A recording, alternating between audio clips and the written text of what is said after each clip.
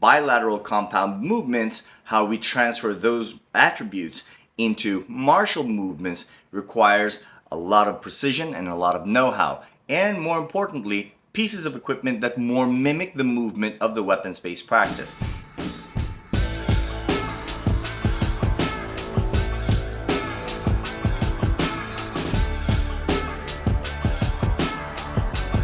Welcome back to Rolando Estocada. My name is Rolando, and for today's episode, in the series of Martial Fitness 101, we're going to be talking a little bit about the use of clubbells and kettlebells to develop what is called static postural holds. This static postural hold exercises that I'm talking about is going to fall within the category of the exercise science pyramid of sports-specific physical preparedness. So at the very bottom of that exercise pyramid is general physical preparedness. That's where you establish your baseline athletic qualities such as strength and cardio. Specific to strength, we're looking at certain movements, loaded movements like the barbell deadlift, barbell bench press, military press, and the squat. How we take the attributes developed in those exercises is going to come down to how we move up in the rung of that exercise science pyramid, and that portion of the exercise science pyramid is called specific physical preparedness. So we're going from the very general and how we now take it to something more specific. There's a lot of specificity that is required of weapons-based martial practices because going from bilateral compound movements, how we transfer those attributes into martial movements requires a lot of precision and a lot of know-how, and more importantly, pieces of equipment that more mimic the movement of the weapons-based practice.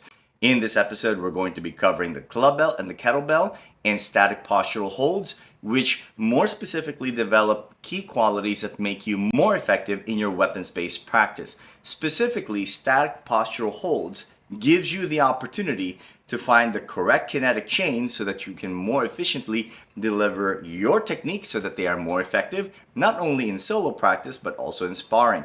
So I really hope you enjoyed this episode. If you have any questions, feel free to leave them in the comments below. Thank you very much. Hope you enjoyed this episode. Let's start with the kettlebell bottoms up clean, one of the most underrated exercises in the RKC curriculum. I'm working here with a 35-pound kettlebell. I've gone as high as a 70-pound kettlebell. What is most important is the correct technique and the correct kinetic sequence. So when you're working with this, you're working with several key features. One of them is developing static strength, kinetic chain activation, and most of all, postural tensegrity. All of these are key qualities to ensure that when you deliver an effective weapons-based strike, it is supported by your entire anatomy and a correct kinetic chain. If you lose any of these three principles and the kettlebell falls, there are several reasons for it. One is strength leakage, break in the kinetic sequencing, and as a result, loss of postural tensegrity. The most common result of this is because of an elevated, unpacked shoulder. This is a big no-no. I highly approve that you bring down the shoulder. This will give you a lot of gains and absolutely make this exercise a big bang for buck exercise for you. We're now going to switch to the left side. And as we switch to the left side, one of the good ways to really secure this movement for you, one is to really brace down onto your abs. Number two, lats and knuckles are firing, so you have a really firm grip, not just on the left, but on the right side. Now your body has full stability and postural tensegrity. Now we move on to the 15-pound clubbell, an extended lever and develops anti-rotational skill, but most of all, mimics the exact tool. We're going to get into position for the exercise here, so make sure that we're absolutely nice and stable because we're going to do something that more mimics one of the techniques. It's important that the shoulder is packed, and now we're going to extend the arm just like in a punch cut in Calis Illustrissimo. Make sure that the shoulder is packed and your abs are braced for a punch. Now we move on to the actual technique where we now lower this 15-pound clubbell very slowly and safely, almost touching the shoulder. We are now training the radio-ulnar deviation joint action so that we can strengthen this technique and this entire kinetic chain. This develops a different quality in striking in weapons-based martial arts because rather than just using arm-centric movements.